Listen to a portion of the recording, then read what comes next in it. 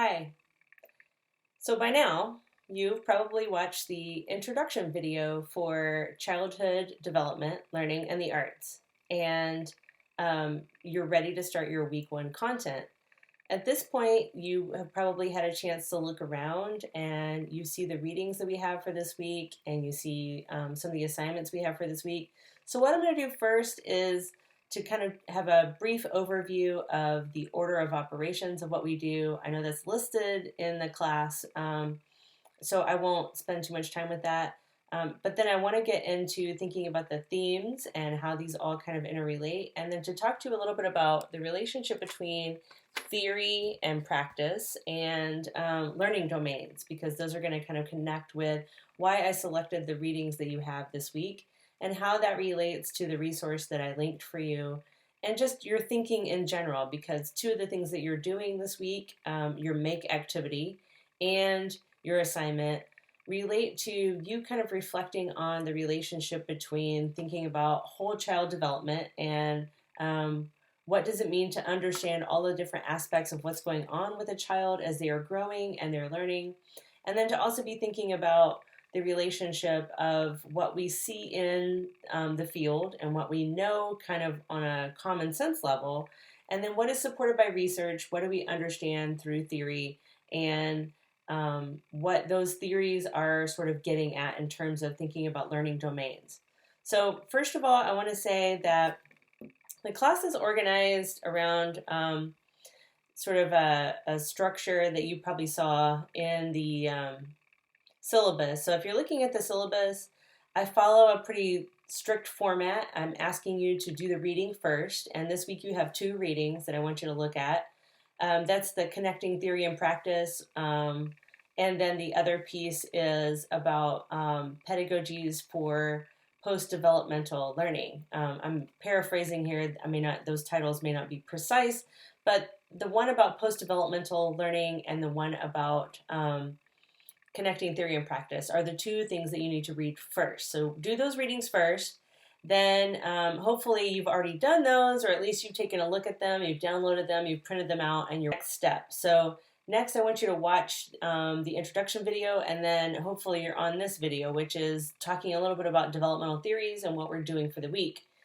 Then you have a make activity. I've sent you a link to a flip grid. What I'd like you to do is to create an introduction to your classmates. So all your classmates will be able to see this, I'll be able to see this, and what I'm asking you to do is give me your name, and then tell me 3 facts about you, things that are true that relate to developmental theory. So obviously you need to read the readings before you start talking about theory.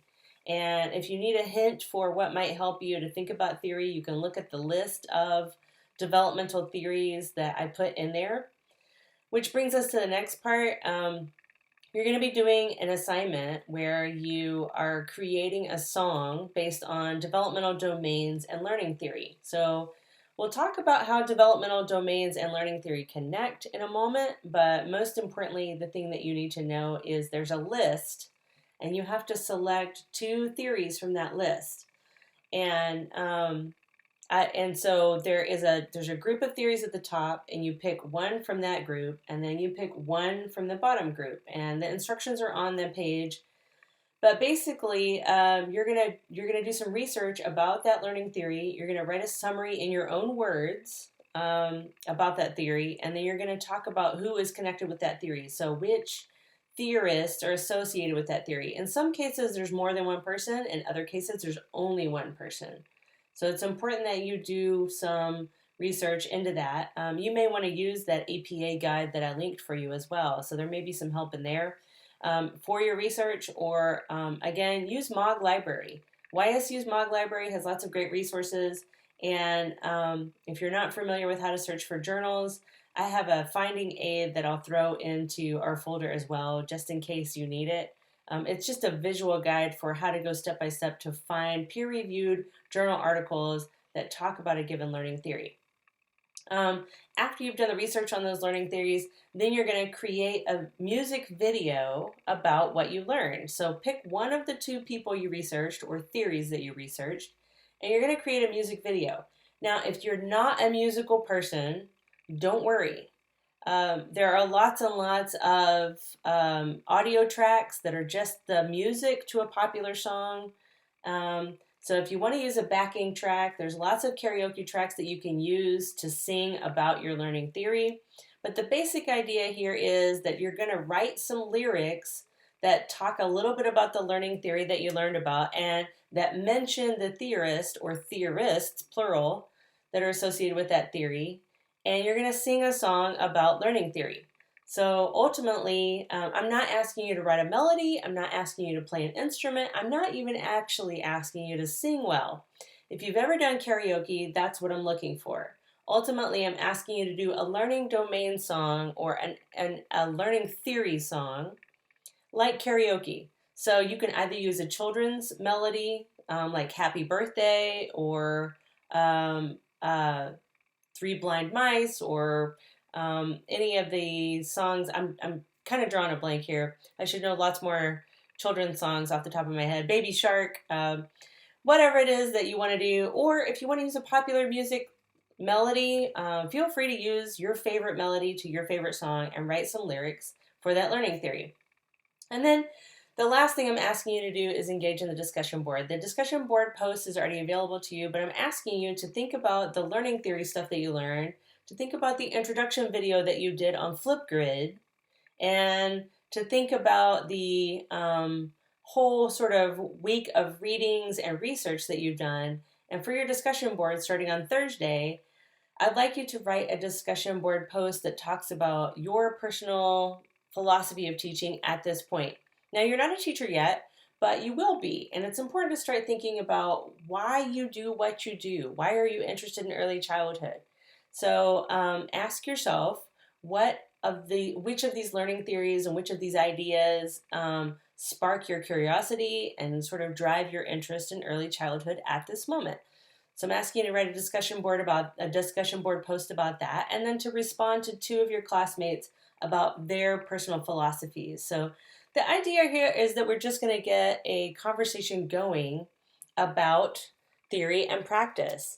And we want to kind of situate that in terms of our actions for the week using music. So I want you to think about how we can take complex concepts and integrate them into our classroom using music. Music is a great vehicle to tell stories, to get people moving, and to get people interested. If you don't believe me, there are billions of YouTube videos that prove that point, as well as TikTok and lots of other methods for learning. Each of us has probably learned different facts. One of my favorite uses of music to teach facts in the classroom was when I took high school Spanish. We learned a song that gave us all the capitals of Latin America. And I still remember that rap in Spanish that was all of the different countries and their capital cities. And maybe you're familiar with that one as well.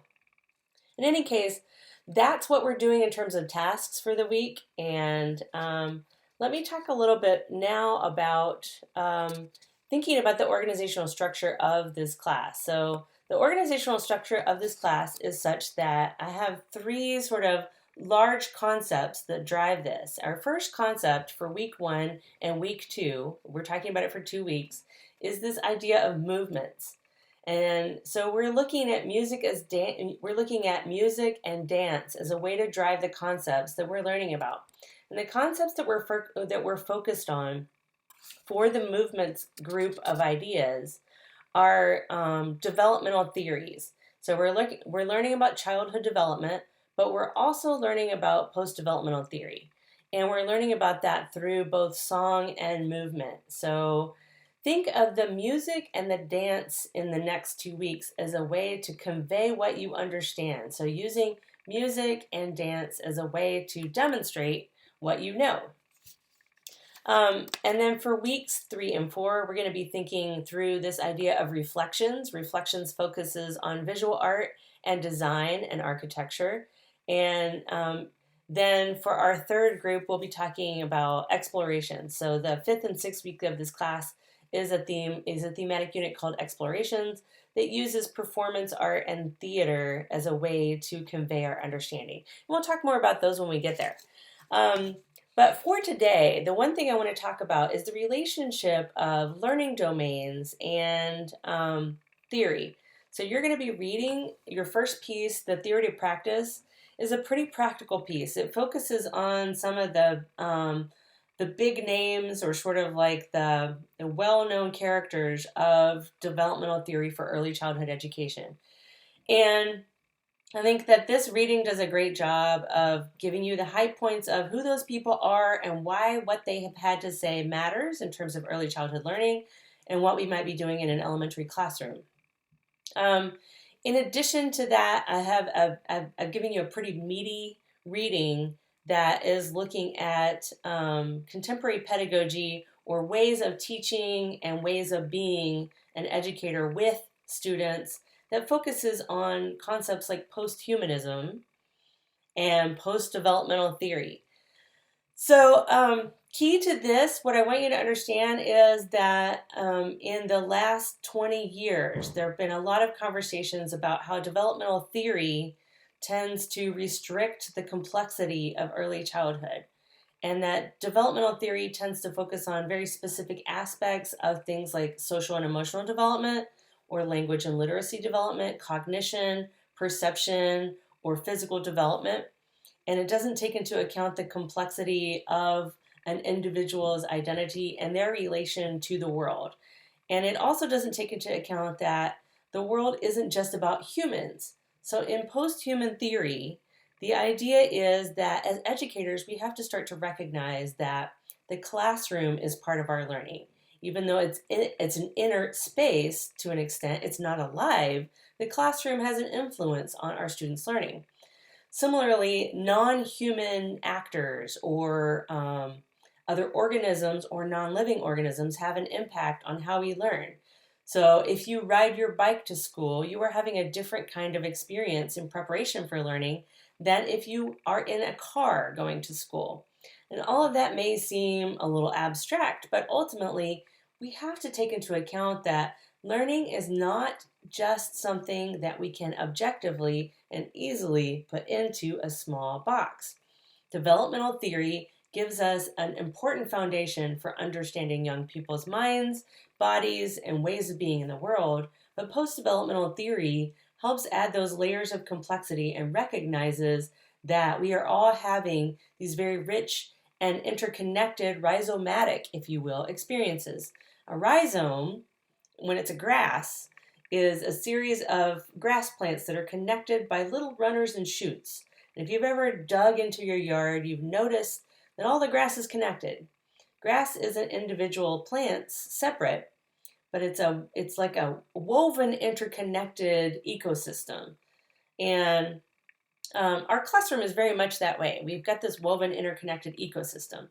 And so that's why I have you reading this second piece. I want to give you kind of the fundamentals of learning theory, because they're going to continue to come up throughout your process of being a student at YSU. And then for the duration of time that you're working in the field, it is crucial that you understand developmental theory. So everything that we're reading this week lays the groundwork for so much of what we're doing for the rest of the semester. So please do read both of these readings carefully. But I want to acknowledge that the second reading that talks about pedagogy and talks about rhizomatic pedagogy and talks about posthuman theory is biting off a lot. You know, it's a lot to think about and it's new information, but I believe wholeheartedly that it's something that you can understand and integrate into your knowing and being if you take some time to dig into it. Again, I apologize in advance. I'm kind of making it sound tough. It's because some of the language in there is new and some of the language in there is tough, but the ideas are accessible and the ideas are things that you probably at your core understand, that there's more to learning than just thinking about the brain. We are brains in a body in the world, and we aren't just brains in a body in a world by ourselves.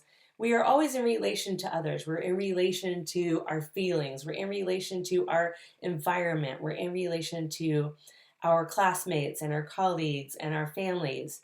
So all of which is to say, to circle all of that back around, I'm talking a lot about theory, but we often wonder, what does this theory have to do with each aspect of learning? So that's where, when you see the word domains, you see learning domains, the one thing I want to clarify for you is that the that NACI and other early childhood organizations, including the I'm sorry, it's failing me right now. Let's see, Head Start. There it is. Thank goodness, my head. So Head Start, as well as NACI and other groups, have identified learning domains. So we're not just interested in cognition, we're interested in multiple learning domains. So the distinct learning domains that you need to keep in mind as you read these theories. Some theorists are talking about social emotional development. We're most interested in how we are in relation to society. That's social emotional domain. And social emotional development relates to certain theories. Some theories that you're going to read about relate to language and literacy. That's the language and literacy domain. And there are theories that are specific to language and literacy. And then, again, many theories are overarching and they touch on several of these. But some of the theories that you're going to read about focus on social emotional, some focus on language and literacy. And then another one is cognition. We've talked a lot about cognition, what is going on in the human mind when we're making connections, when our brain is growing, when we're understanding things. And so some of these theorists are most interested in cognition, and that's a domain in itself. Cognition is a domain of learning. And then there's perceptual. And of course, as a visual artist, perceptual development is something I'm interested in. So the development of perception. What do we see? What do we hear? What do we feel? How do we make sense of what we perceive?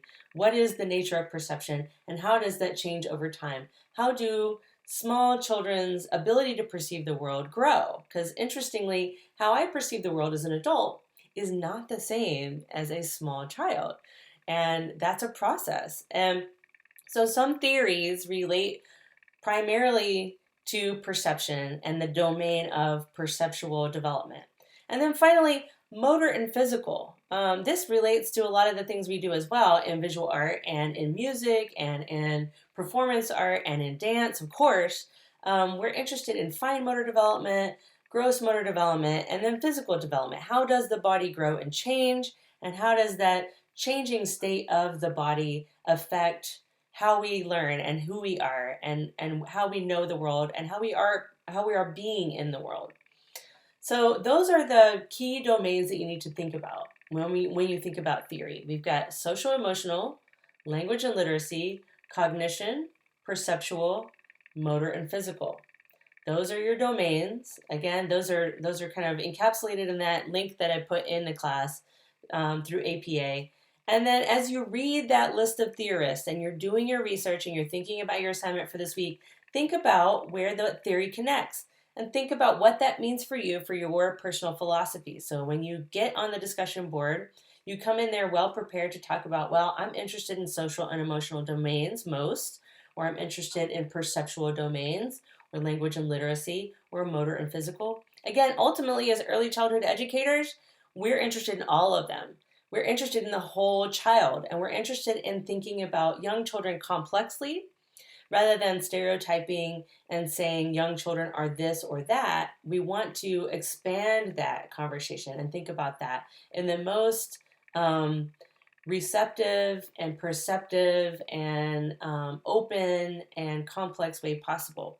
But in order to do that, we have to lay the groundwork. We have to start to understand learning theory. We have to understand how that theory applies to our classroom practice, and we have to understand how theorists are engaging with these different domains. So hopefully this week you get that full experience. So again, this will continue to recur throughout your educational experience, but this is our starting point, and I think we're going to have a great week. I'm really excited, and I cannot wait to see your music videos. I think they're going to be amazing. So again, if you want to check in with me, I have open office hours through Blackboard Collaborate from 1 to 2 p.m. on Wednesday. And do let me know if you have questions or comments through email. But if you want to check in on Collaborate, we can have a quicker conversation and maybe I can answer more questions and give you some feedback if you're in the process of working on anything. that's about it for now. And I hope you have a great week. And I look forward to seeing your work. I'm so excited. So enjoy the readings, enjoy the things to make. I'm looking forward to seeing your Flipgrid. If you have any problems, let me know. And I'll see you soon. Good luck.